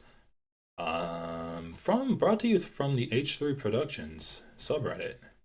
And phones and TikTok interchangeably. So I think this is a broader sort of cultural critique of phones in schools. No one tell a certain Substack writer that happened, but, there's definitely a shot at that. I mean, as there should be. Are you pro phones in schools offline? No, I am the most, as there should be. Are you pro phones in schools offline? Is this guy like, why does he look like he's some kind of fucking SNL character? Like the smarmy laugh and then the over-exaggerated sip of his juice. Phones in schools. No one tell a certain Substack writer that happened, but, there's definitely a shot at that. I mean, bro, I don't fucking go on Twitter like ever. as there should be. Are you pro phones in schools offline? No, I'm the most anti-phones in schools. I am too. I want to take. I want to take them all until they're 18. I don't know what opinion is more. What argument is more one? Bro, why do all of these guys look like Meat Canyon characters? Each one is creepier than the last. And the people against it are dead enders, like Biden shouldn't have withdrawn, or kids should have phones in schools. I don't know which argument is less defeated. No, I watch my 1-year-old pick up my phone and walk around the house like this, and I'm like, this is bad. I do think the only person still waving the flag for phones should be in schools at this point is Taylor Lorenz. Mm-hmm. And by the way, a person whose flag says "Don't have phones in schools. Look at me. Look what it's done to me." So Laboob, tariffs are also. But that's it? Wait. I honestly don't get the joke. The only person who should be advocating for kids to have phones in schools is Taylor Lorenz? Is Taylor Lorenz. Mm-hmm. And by the way, a person whose flag says I'll pick up my phone and walk around the house like this, and I'm like, this is bad. I do think the only person still waving the flag for phones should be in schools at this point is Taylor Lorenz. Mm-hmm. I honestly don't get it. Okay, whatever. I thought they were going to say something substantial, but nope. Bullshit. Yeah, guys, I was gonna cover this, but who gives a fuck? Okay, let's cover it. Look, what time is it? Oh my god, how long have I been streaming? All right, I'll cover it for 20 minutes. So Hasan on his stream released the zip codes of people, and then Hutch is like, hey, my zip code was up there. Let me go on Ethan Klein's show and get some subscribers. Okay. Fuck. I kind of want to watch this, but I feel like I need some tea or something. Yeah, it's fine. I'll just watch it. And defaming of himself and others. How are you, Hutch? I'm doing well. Thanks for having me on. Very good to have you. Wait, it's and just Empanada and Hasan. It's just an interview with Hutch? I thought these were supposed to be edited videos. I haven't seen any of these like weird 30-minute videos they're putting out. Egregious doxing and defaming of himself and others. How are you, Hutch? I'm doing well. Thanks for having me on. Very good to have you on. And if people want to check out Hutch, by the way, it's just Hutch, right? It's just Hutch on YouTube and Twitch, and then it's Hutchinson on Twitter. There it is. So this all started when Bad Empanada made a video last month about you and others being involved in a program called Progressive Victory, right? It was Progressive Victory PAC, yeah. And it's basically just this PAC that exists to push for progressive policies and candidates all over the country, yeah. And what is the criticism? People say it's... Dude, Ethan Klein's tattoos actually suck. You know who has good tattoos? Anthony Dark Sargon. Money. His tattoos look sick. They're like American traditional. Well, at least the style is American traditional. I wanted to ask him about his tattoos, so maybe I'll check him out later on. What do we have here? Anything? And the list goes on. I mean, there's literally so many other... he knows. Collaborated with them, I think, 2 times for canvassing events. But like I said a moment ago, they also collaborated with Vosh and Emma Vigeland and Ryan Grimm. And Frogan. And Frogan, yeah, she helped to turn out the book kind of thing. And Valkyrie. And Pokimane, and then the list goes on. I mean, there's literally so many other. He knows. Right, there's so many other creators in the probably most of the creators in the program that were anti-Israel. Bro, I swear the reason that they do this new thing is because Ethan, his tics and his coughing get worse when he talks about Hasan, and they're editing out the coughing that Ethan does in these VODs. So I think the reason they're separating them from the podcast, first of all, the crew just doesn't want to fucking be there because they're the ones that are actually getting criticized, and they're not getting criticized by Hasan fans. They're getting criticized by Ethan's own fan base. So his crew don't want to get criticized anymore. And also he's turns into a fucking wreck whenever he gets worked up talking about Hasan. And his fan base doesn't like it when he coughs into the microphone 90% of the time.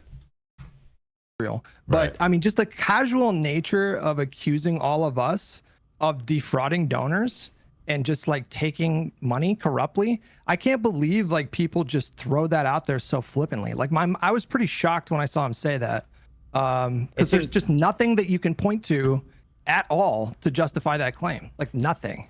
And it's really interesting to see how they deployed the Destiny boogeyman. Like Destiny is not even involved in this pack, and somehow, and even though it includes almost everybody he knows, he's still somehow able to deploy Destiny as this omnipresent boogeyman that explains that all of Destiny's friends are being paid by a slush fund. This is what they do. Like when that crowd identifies you as an enemy for deviating even just 1% from their orthodoxy, they will call you a... Bro, I love all of this shit. It's like, oh, I'm not in favor of calling it a genocide because Palestinians aren't starving to death yet.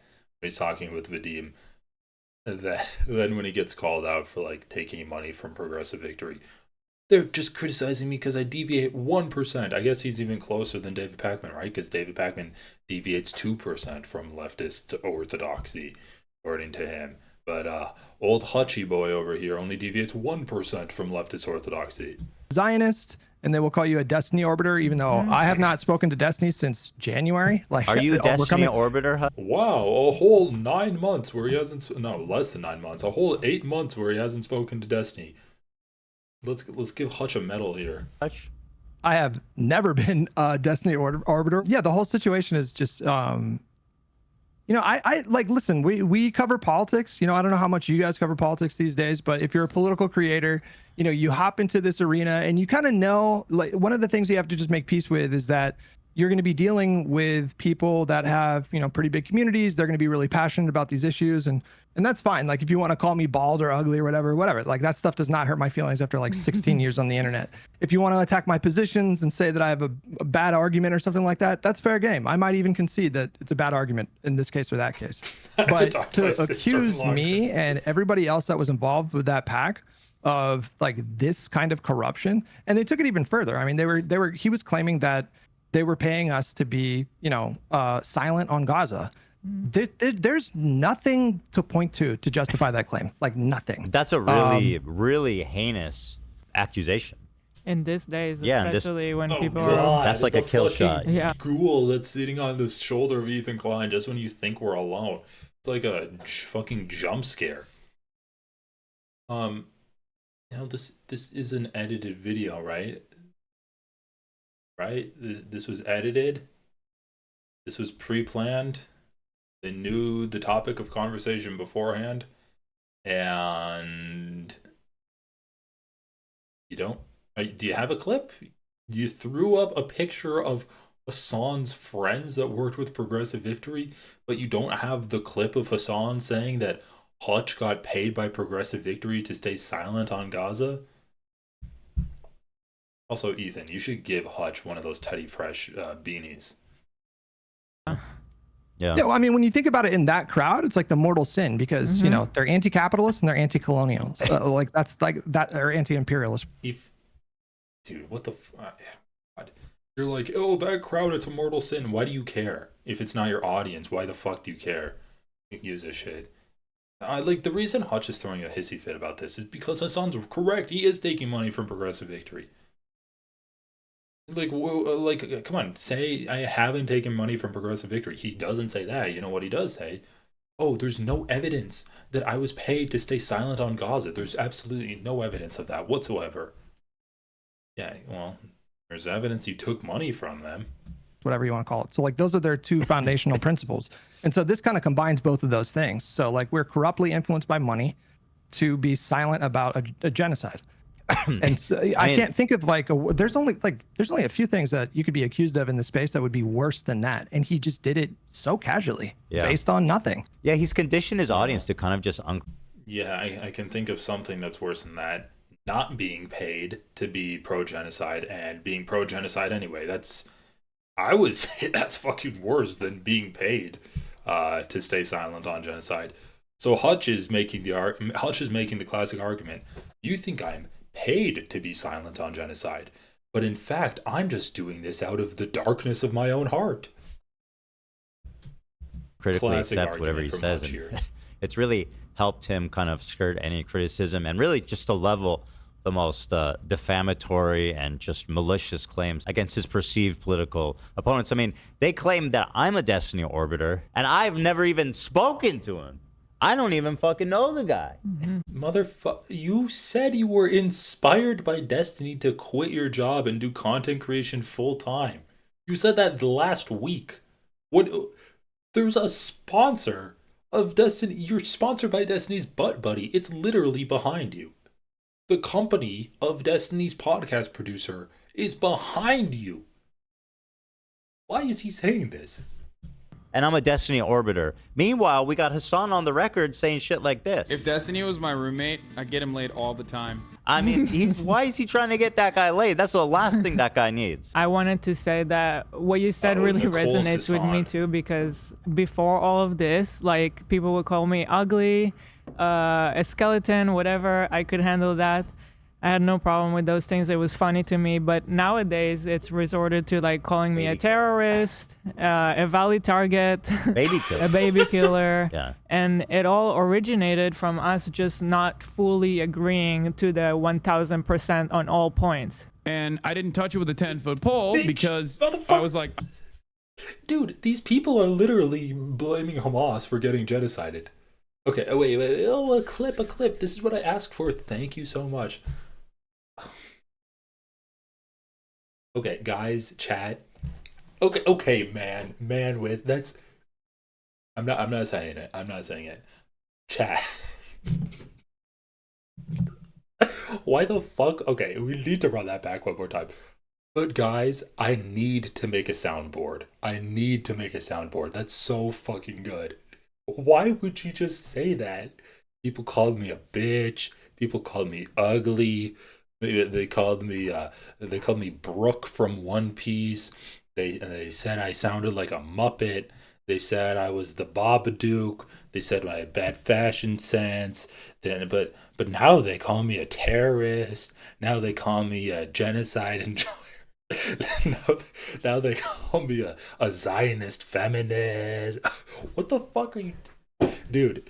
This shit's so funny. But if anyone knows a good soundboard, I need to make one. mate, I get him laid all the time. I mean, why is he trying? Ethan, you posted last week that your career was inspired by Destiny. Trying to get that guy laid. That's the last thing that guy needs. I wanted to say that what you said really resonates with me too, because before all of this, like, people would call me ugly, a skeleton, whatever. I could handle that. I had no problem with those things. It was funny to me. But nowadays, it's resorted to like calling me a terrorist, a valid target, baby killer. a baby killer. Yeah. And it all originated from us just not fully agreeing to the 1000% on all points. And I didn't touch it with a 10-foot pole because That's like a fucking skit right out of SNL. Oh my god. I wish Hila and Ethan were famous enough for SNL, because that'd be so fucking funny. People call me a terrorist, a valid target. They've resorted from calling me ugly to a terrorist. I wonder which one is a more substantive critique of your political and ethical positions. I was like, I can't be aligned with something like this because of the people that I am, the people that are running this, and also the people that they think are good voices. And it's also kind of telling because, Hasan says that. What do you mean, bro? He's saying he doesn't want to be aligned with Progressive Victory because of they fund you. Where did he say that you're being paid to stay silent on genocide? He's saying you're a shitty person and he doesn't want to be associated with a company that's paying you because you're a shitty person. That was a clip and it said nothing. Why can't, dude? Oh my god, like, look, I know I'm not the best person when it comes to, like, editing videos and getting clips to back up every single fucking thing I say. But I'm live streaming. I'm one person. I don't have a producer. I don't have a sidekick over my shoulder being able to, like, Google up clips and stuff. Sometimes I'll try to find clips to corroborate what I'm saying, but I usually rely on you guys having seen my past content so you understand what I'm talking about when I reference something. But these guys, this is a 30-minute video. They have a crew of like 10 people. They can't find a single fucking clip that backs up what Hutch or Ethan is saying that Hasan did. And the one clip they play of Hasan says nothing about what they were claiming he said. It's just like a very reasonable position. I don't want to be associated with Progressive Victory because they pay shitty people like Hutch.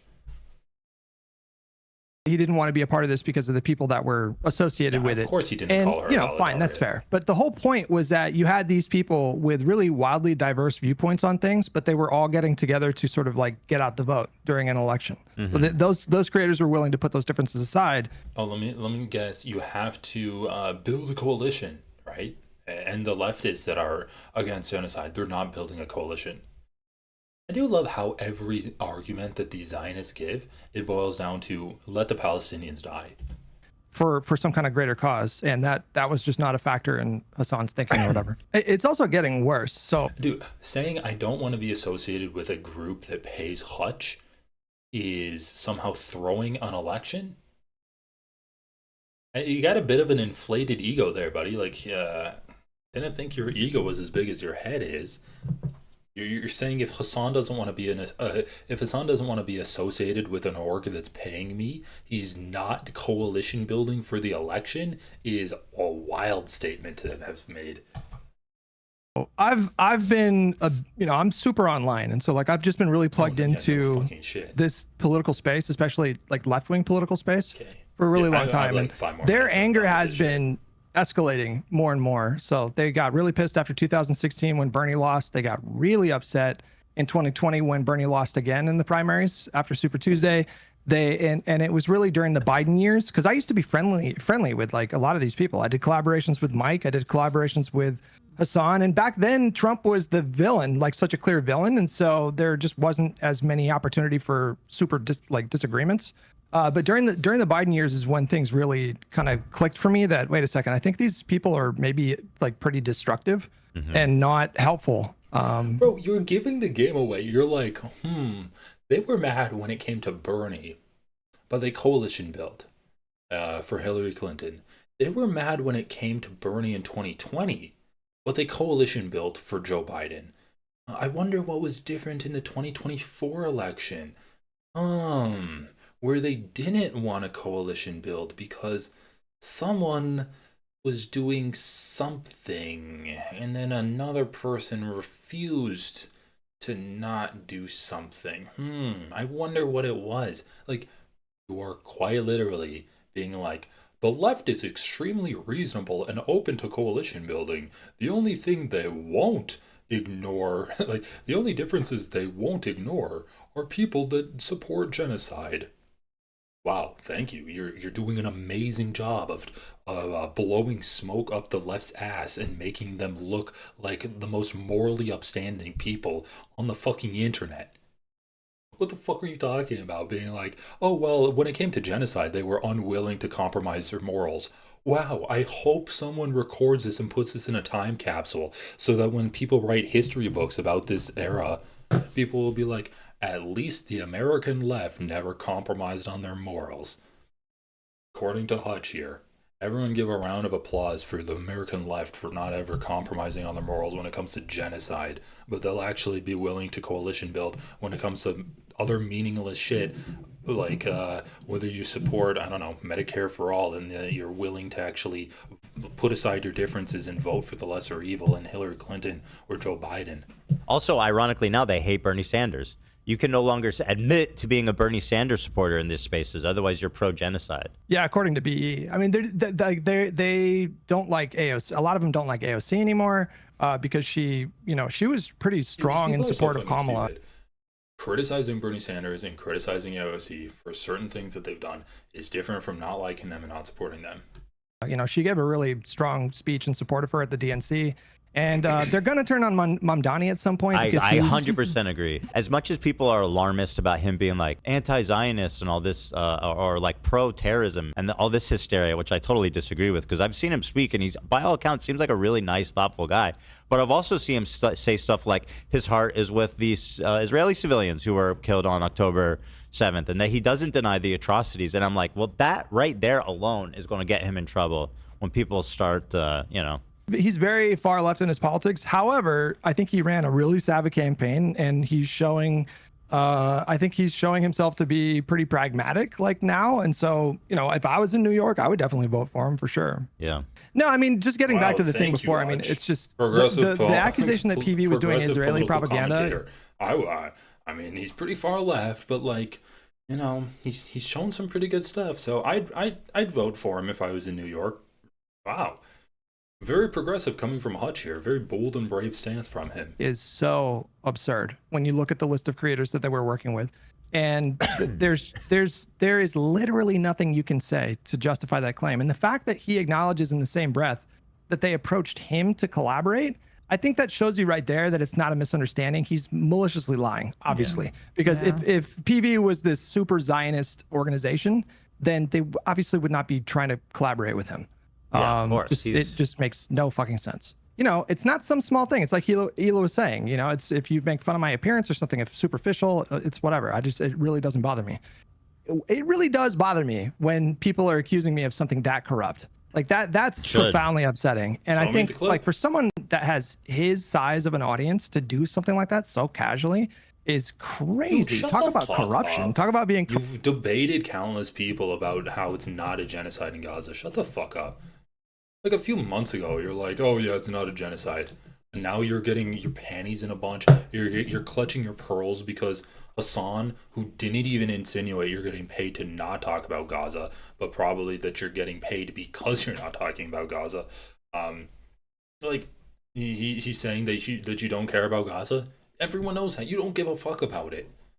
In fact, you spend most of your time when you're talking about like leftist and democratic infighting attacking the leftists for talking about it too much or not voting for Kamala Harris because she wasn't going to do anything to change it. Ah, fuck. Anyway, this shit's so stupid. I might finish it tomorrow, but pretty bad. Guys, I'm gonna call it. Go watch. Oh yeah, I wanted to watch this. This guy's a crazy motherfucker, man. Go watch Anthony Sargon on the Do Not Worry podcast. Do Not Worry podcast. Go watch the live stream that we did. If we need more views, I need to get my segment up. He is doing a Anthony Sargon. He had iDubbbz on. He had Daniel Mate. He had me. He had Mike Figueredo from Humanist Report. Pretty sweet. Who else did he have on? Dude, he was streaming for like over 12 hours, like 13 hours. That's crazy. Harley and Mosin, that's his teammates. Bunker Cat. Honestly, like this is a good list of creators that I want to talk to. Chris Kunzler, Comrade Casey. Oh yeah, there he is. Ahmad Sorsor, Overzealots. Mike from PA. Mike from PA got that like Spaniard pirate look going on. Appreciate it. Yeah, go check it out. Cool live stream from him. Yeah, guys, I'm gonna head out. Thanks for watching. I haven't been streaming this week, so I just wanted to do this short one. And everyone have a great rest of your night and great rest of your week. Happy Friday. Talk to you later.